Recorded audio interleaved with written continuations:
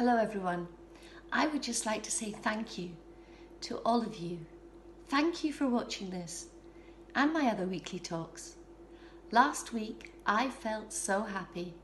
I asked a question about what the best surprise you ever got was, and you shared some lovely surprises with me. You also changed my mind about surprise parties because yours all sounded so great. The best bit for me was that you interacted with me, and I just love that.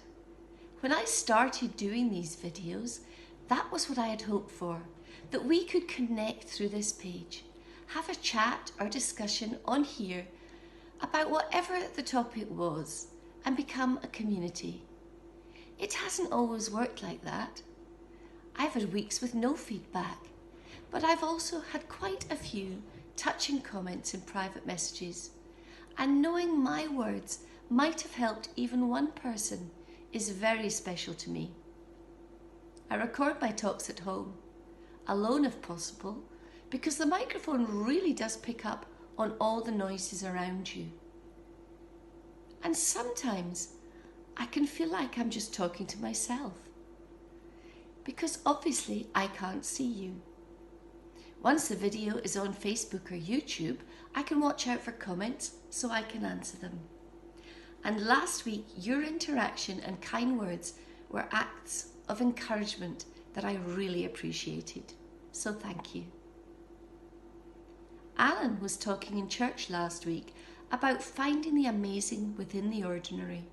He talked about praising God whilst peeling potatoes. I wonder where it is you might find the amazing in something others feel is quite ordinary. The challenge I set last week to surprise someone by the gift of time or simply to do a good deed fits in so perfectly with that. Jesus said to Peter, his disciple, "Feed my lambs, take care of my sheep, feed my sheep."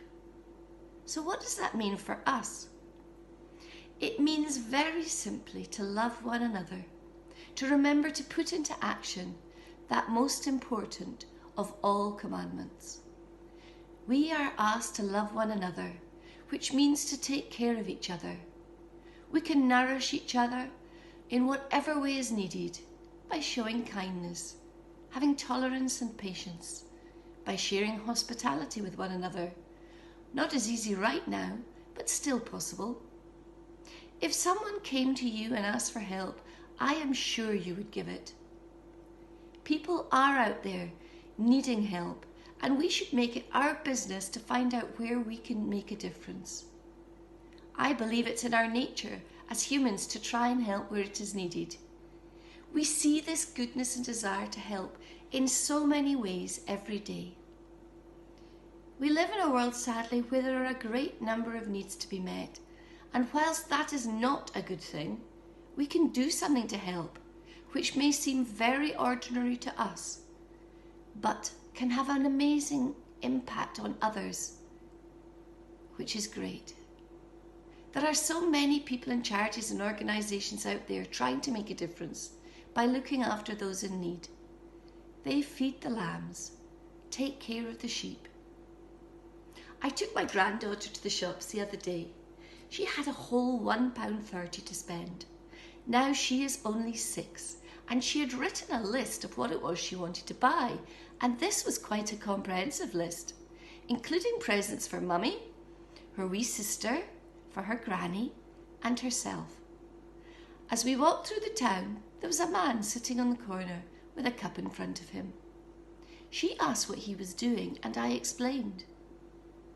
"Can I give him my money, Granny?" she said. Well, I said yes, she could, but if she did, she wouldn't have money to spend at the shops. "But he needs it," she said.